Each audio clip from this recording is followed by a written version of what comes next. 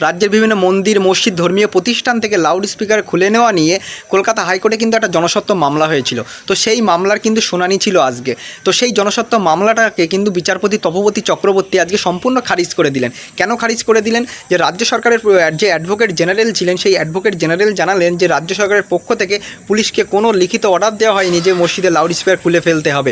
এবং রাজ্য সরকারের যে অ্যাডভোকেট জেনারেল ছিল সে এটাও জানালেন যে রাজ্য সরকারের পক্ষ থেকে পুলিশকে কিন্তু কোনো মৌখিক অর্ডারও দেওয়া হয়নি যে লাউড স্পিকার খুলে ফেলতে হবে বা নির্দিষ্ট সাউন্ডে বাজাতে হবে। তো এরকম কিন্তু রাজ্য সরকারের পক্ষ থেকে কোনো লিখিত অর্ডার বা মৌখিক অর্ডার জারি করা হয়নি। কিন্তু আমরা কয়েকদিন আগে দেখলাম রাজ্যের মুখ্যমন্ত্রী কিন্তু একটা প্রেস কনফারেন্স করেছিল, সেখানে জানিয়েছিল যে তারা রাজ্য সরকারের পক্ষ থেকে পুলিশের পক্ষ থেকে প্রায় 4000 মসজিদ এবং সামথিং কিছু মন্দিরের তারা কিন্তু মাইক খুলিয়েছে বা মসজিদ কমিটি তারা খুলে নিয়েছে পুলিশের কথা মতো।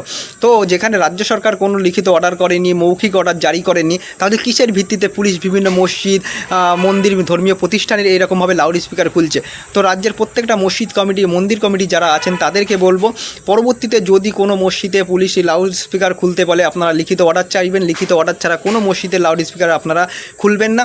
কিন্তু এর আগে যে 1986 সালে যে অর্ডার ছিল সেখানে কিন্তু নির্দিষ্ট শব্দবিধি মেনে মসজিদে লাউড স্পিকার বাজাতে বলা হয়েছিল।